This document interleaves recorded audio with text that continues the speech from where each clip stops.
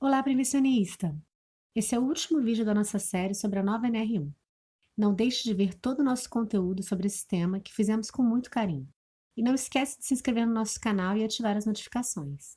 Independente de todas as medidas de proteção aplicadas nas empresas, sejam elas administrativas, coletivas, treinamentos ou a indicação de uso de EPI, em algum momento algo pode falhar. Por isso, hoje vamos falar sobre investigação de acidentes e planos de resposta a emergências. Se você ficar até o final, ainda vamos falar quem pode assinar o PGR. Fique conosco. Como já sabemos, a organização deve analisar os acidentes e as doenças relacionadas ao trabalho. E a NR1 reforça essa obrigatoriedade, esclarecendo que as análises de acidentes e doenças relacionadas ao trabalho devem ser documentadas, ou seja, deve gerar um relatório. Esse relatório deve considerar as situações geradoras dos eventos, levando em conta as atividades efetivamente desenvolvidas, ambiente de trabalho, materiais e organização da produção e do trabalho, assim como identificar os fatores relacionados com o evento e fornecer evidências para subsidiar e revisar as medidas de prevenção existentes. Mais uma vez, a nova NR1 demonstra sua preocupação com a gestão dos riscos, incentivando o fluxo do PDCA, uma vez que uma ocorrência de acidente ou doença pode gerar uma revisão da identificação dos riscos, podendo resultar na alteração da sua criticidade ou probabilidade.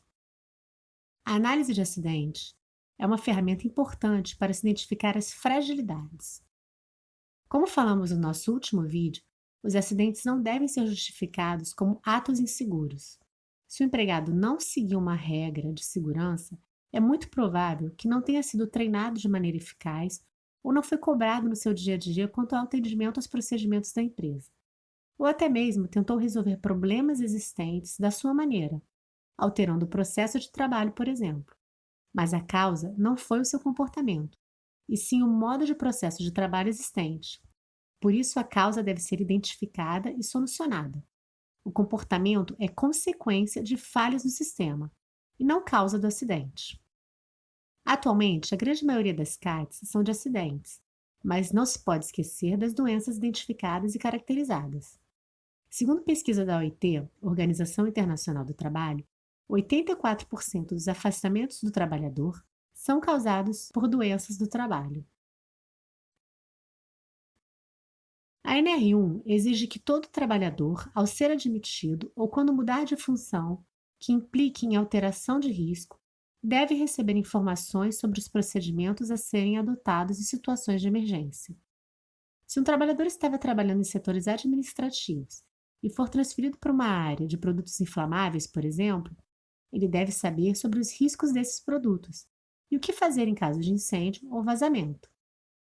Para que esse treinamento seja eficaz, antes é necessário que a organização estabeleça, implemente e mantenha procedimentos de respostas aos cenários de emergência, de acordo com os riscos, as características e as circunstâncias das atividades, como o exigido pela NR1, devendo prever os meios e recursos necessários para os primeiros socorros, encaminhamento de acidentados e abandono.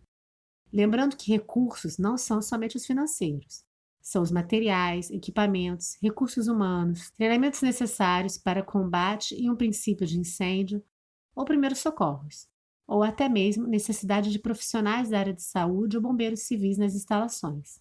Esses recursos devem ser identificados de acordo com os cenários identificados, ou seja, as possíveis causas de emergência levantadas pela empresa. Também devem ser identificadas as medidas necessárias para os cenários de emergência de grande magnitude, quando aplicável. Normalmente, os casos mais óbvios de grande magnitude são incêndios ou vazamentos de produtos químicos em grandes proporções. Para empresas com grande risco dessas ocorrências, já existe a obrigatoriedade legal do PAI, o Plano de Atendimento à Emergência.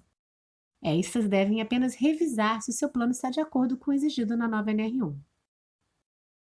O PGR deve ser planejado e desenvolvido por estabelecimento. Cada estabelecimento deverá ter o seu PGR.